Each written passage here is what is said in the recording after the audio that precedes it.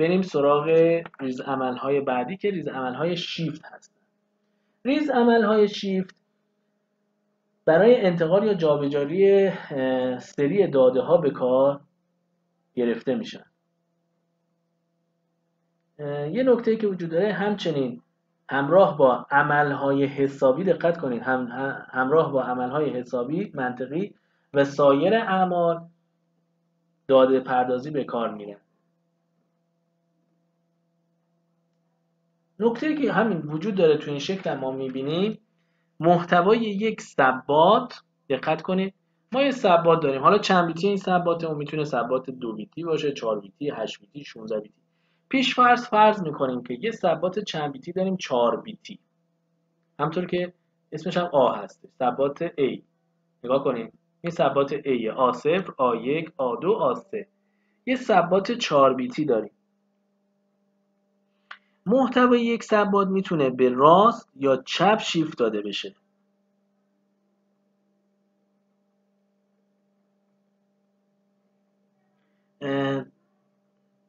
همون زمانی که بیت ها شیفت داده میشن، اولین فلیپ-فلاپ اطلاعات دودویی خود را از ورودی سری دریافت میکنه. این ورودی سری هستش.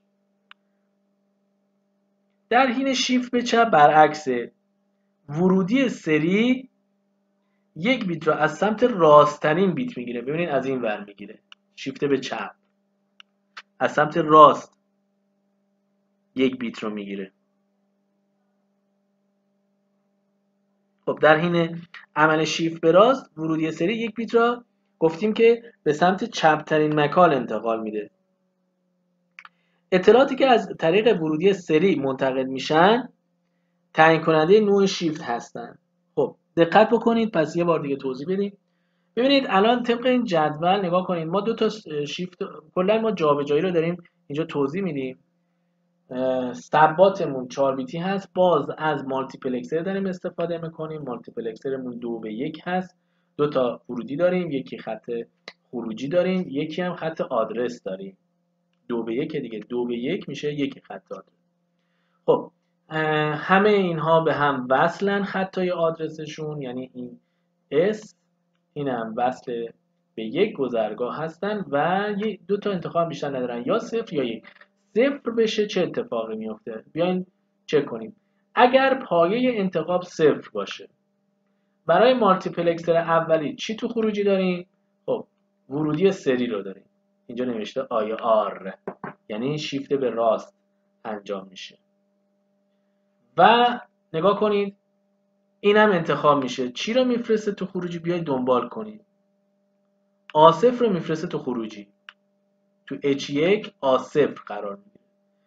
این صفر، اینم صفر دیگه، الان این فعاله. چی رو میفرسته تو خروجی؟ بیاین دنبالش کنیم، بیاین بالا بالا بالا، A1 رو میفرسته تو خروجی، درسته. این صفر هم فعال میشه، چی رو میفرسته توی خروجی H3 A2. پس عملا ما داریم چه کار میکنیم؟ با این کار یکی مقدار از سمت ورودی سری وارد میشه به H0، یعنی شیفت به راست داریم میدیم. اگر پس خط انتخابمون 0 باشه، برای شیفت به راست یا شیفت به پایین هستش. حالا اگر خط انتخابمون 1 باشه، دقیقا برعکس میشه. بیاین امتحانش کنیم یه بار.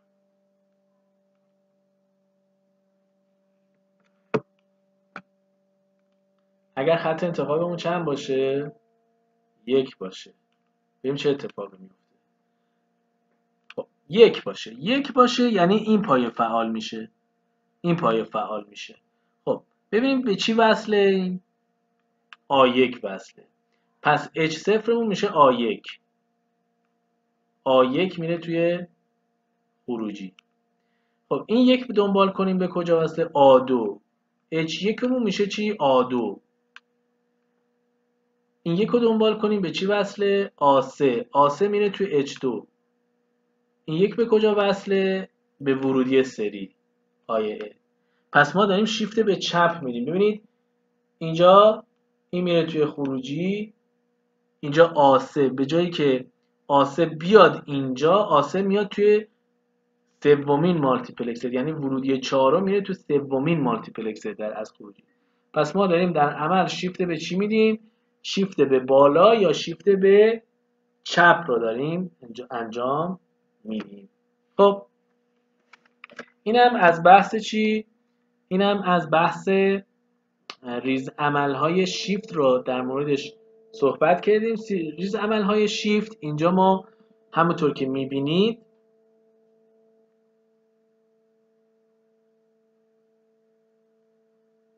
ریز عملهای شیفت در ادامه ما 3 نوع ریز عمل شیفت داریم. چیا؟ شیفت منطقی، شیفت چرخشی، شیفت حسابی. خب در اینجا سمبل نشان دهنده شیفت منطقی به چپ، این شیفت منطقی، ببینید این دو تای اولی شیفت منطقی هستن، این دو تا شیفت منطقی هستن. SHL SH که از شیفت میاد، Lش هم که میشه لفت. SHR شیفت چرخشی، شیفت منطقی به راست. خب توضیح بدیم در مورد، گفتیم 3 نوع شیفت داریم: منطقی، چرخشی، حسابی. منطقی در اصل به این صورت عمل میکنه که از هر کدوم طرف بخوایم شیفت بدیم یه صفر وارد میشه. یعنی چی؟ یعنی شیفت ثبات آر به چپ که میخوایم شیفت بدیم یه صفر وارد میشه. پس فرض بکنید اینجا شیفت به چپ که میخوایم بدیم اینجا یه صفر وارد میشه، فقط صرفا فقط صفر وارد میشه، صفر وارد میشه، همه بیت ها میرن سمت چپ. این میشه SHL، این تعریف شده هستش که صفر وارد میشه. شیفت منطقی به راست یه صفر از سمت چپ وارد میشه و همه بیت ها میرن سمت راست، این میشه SHR. خب دو تا دیگه بریم سراغ شیفت چرخشی. شیفت چرخشی با CIL و سایکل هستش. CIL شیفت چرخشی به چپ، شیفت چرخشی به راست. به چه صورت عمل میکنه؟ هیچی دیگه، اولین بیت وقتی میخواد چرخش پیدا کنه چرخش به چپ، فرض بکنید که مقداری که از بیت اول میاد بیرون به این صورت نگاه کنید، مثلا شیفت به چپ بخوایم بریم به این صورت، به این بیت اینجوری. خب مقداری که توی اولین آخرین بیت هست میاد توی ورودی سری قرار میگیره اینجا، ببینید به این صورت میشه.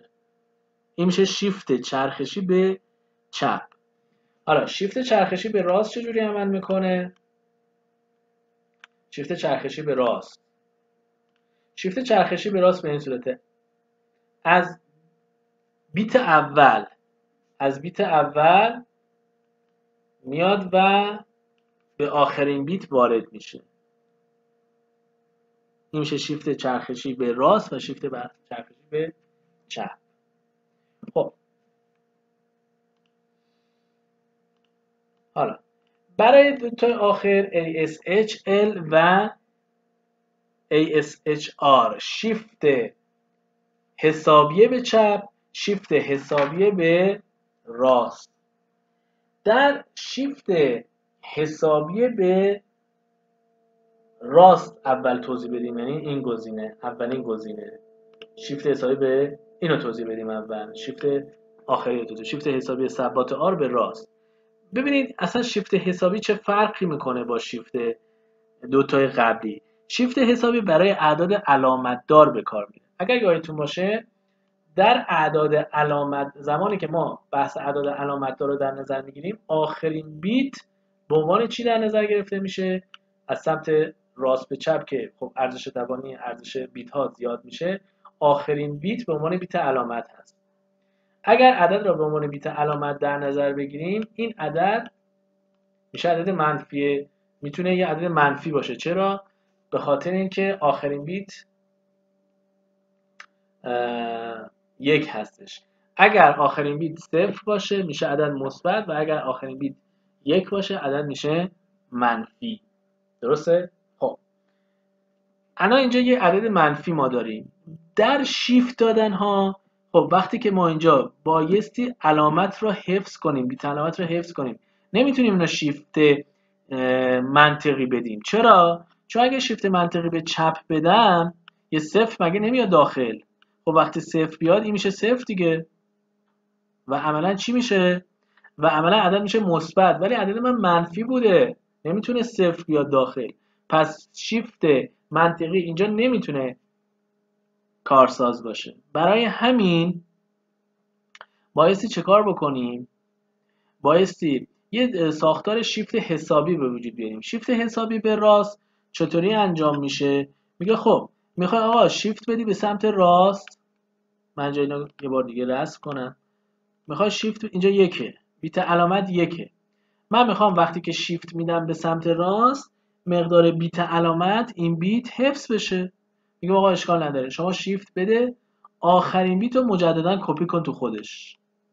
همین. یعنی چی میشه؟ یعنی اینجا یک، ببین شیفت من میدم، مثال اینجا میشه صفر، این بیت میاد اینجا میشه یک، این بیت هم میاد اینجا میشه یک، همین بیت هم کپی میشه.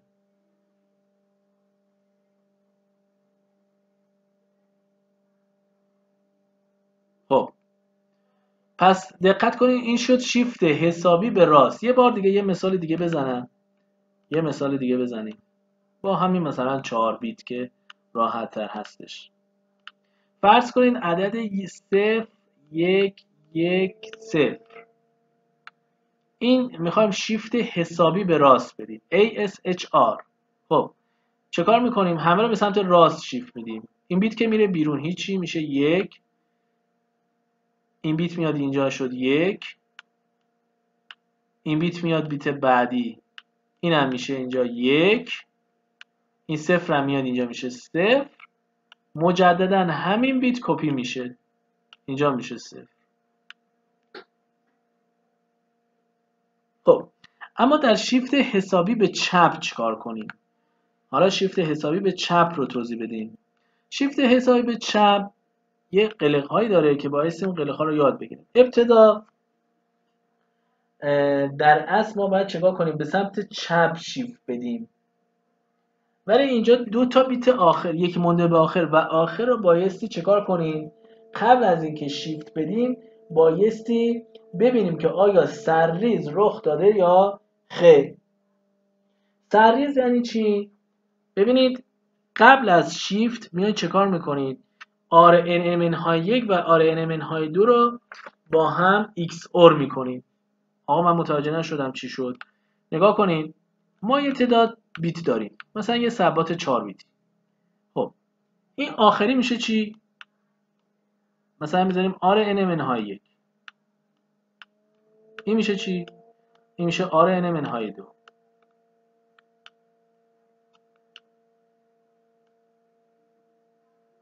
خب پس این که میشه RNMN های 1، این میشه RNMN های 2. خب حالا ما یه تعداد الان اینجا فرض بکنید که تعداد بیت های ثبات ها مشخص نیست، n بیت هستش. خب به یکی بنده به آخر میگن آره n های 2 و به آخر میگن آره n های 1. چرا اینجا نشد آره n؟ چرا نوشتم آره n های 1؟ چرا ننوشتم چون از صفر شروع میشه. ببینید از صفر شروع میشه، 0 1 2 3. حالا اگر 8 بیت داشته باشیم میشه 0 تا 7، پس میشه آره n های 1. به خاطر همین هست که ننوشتم آره n. خب حالا برای شیفت به چی؟ شیفت به چپ، شیفت حسابی به چپ، ما گفتیم حساسیتمون کجاست؟ به آخرین بیت هستش. بیت آخر به عنوان بیت علامته، باید حفظ بشه. اگر یکه باید یک بمونه، اگر صفره باید صفر بمونه. خب اینجا نمیتونیم دیگه شیفت حسابی به چپ نمیتونیم بگیم آقا اینجا شیفت بدیم. خب الان این بیت چه بلایی سرش میاد؟ باید چیکار کنیم؟ بیایم و اول RNMN های 1 و RNMN های 2 رو با هم XOR کنیم. اگر XOR کردیم و مقدار XOR صفر شد یعنی سرریز وجود نداره. این باشه تا اینجا. و اگر RNMN های 1 و RNMN های 2 با هم XOR کردیم و 1 شد سرریز وجود داره. خب اگر سرریز وجود نداشت که هیچ، شما از سمت راست یه صفر وارد میشه، همیشه این قانونش هست، یه صفر همیشه از این ور وارد میشه، یعنی اولین بیت میشه صفر و این بار شیفت میدیم. خب پس مرحله رو یه بار دیگه تکرار کنیم. بذارید با یه مثال، بذارید یک مثال بزنم. مثلا فرض کنید یه ثبات 4 بیتی مثال بزنید. 1 0 1 1. الان میخوایم اینو شیفت حسابی به چپ بدیم. چه کار کنیم؟ ابتدا دو تا بیت آخر، یکی مونده به آخر و آخری رو با هم ایکس اور میکنیم. 1 و 1 ایکس اورشون میشه چند؟ میشه 0. خب اگر 0 شد یعنی سرریز وجود نداره. سرریز هم که وجود نداشت، میام چه کار میکنیم؟ از سمت راست یکی 0 وارد میکنیم و همینطور شیفت میدیم. 1 0 1. این میشه شیفت حسابی به چپ.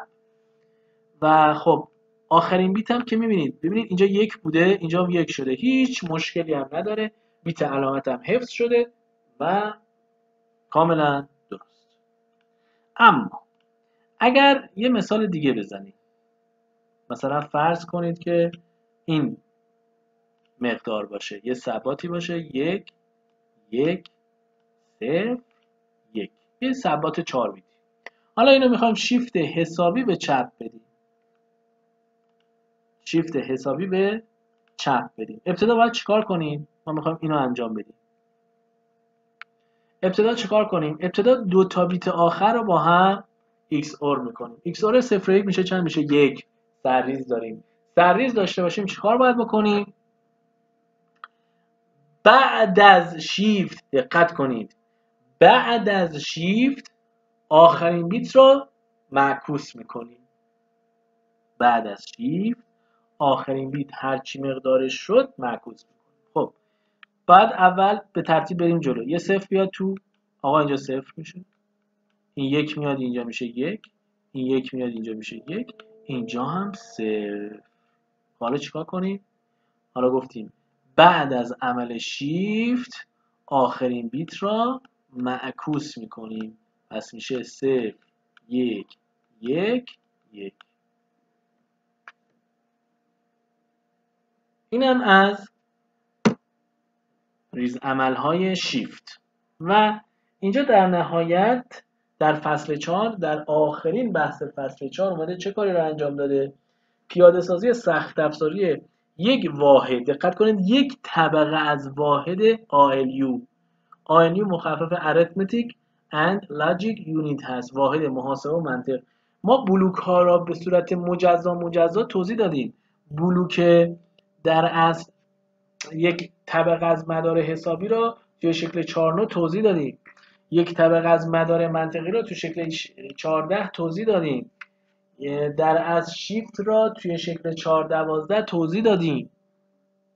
همه اینها با هم حالا تشکیل چی میدن؟ تشکیل یک واحد، یک طبقه از واحد محاسبه و منطق یا همون ALU سیستم پردازنده رو میده. یادتون هست که ما گفتیم در ساختار کلی یک پردازنده از 3 قسمت کلی تشکیل شده: واحد حافظه، واحد کنترل و واحد محاسبه و منطق.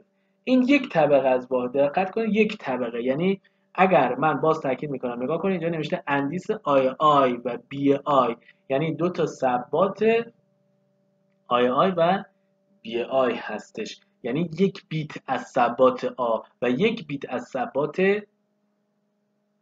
بی، به این صورت هستش. خب چه ساختاری میتونه؟ باز اینجا دقت کنید، خب اینا که شکلش رو قبلا توضیح داده بودیم. اینجا ما باز یک مالتیپلکسر 4:1 داریم که صفرش خروجی مدار محاسبه هستش. اگر ورودی یک مالتیپلکسر بره توی خروجیش، حاصل چی میتونه باشه؟ حاصل یک طبقه از مدار منطقی هستش. 2 اگر انتخاب بشه خروجی اون شیفت به راست هستش و 3 اگر انتخاب بشه شیفت به چپ هستش که شما اینجا در اینجا میبینید 1 2 3 4 5 6 7 8 9 10 11 12 13 و 14 عمل مختلفی که میتونه انجام بشه در واحد محاسبه و منطق رو اینجا شما میبینید. خب شما ممکنه براتون سوال بشه خب من میخوام مثلا بعضی چیزا رو من نمیبینم اینجا، شاید مثلا توی ریز عملهای منطقی نند رو نمیبینم. اینجا توضیح دادیم، گفتیم یک بار عمل اند انجام میشه و بعد دوباره نات میشه، متمم آ. دقت کنید ببینید در اینجا دقیقاً همون ریز عملهای حسابی هستش، انتقال، افزایش، جمع با رقم نقلی، جمع با تفریق با قرض، تفریق، کاهش آ و انتقال باز آ را اینجا داریم. همونطور که میبینید اینجا آ 2 بار انتقال پیدا کرده، انتقال آ 2 بار انجام شده. خب اینو که قبلا توضیح داده بودیم، اون 4 قسمت پایینش هم رو که برای ریز عملهای منطقی هست کامل توضیح داده بودیم.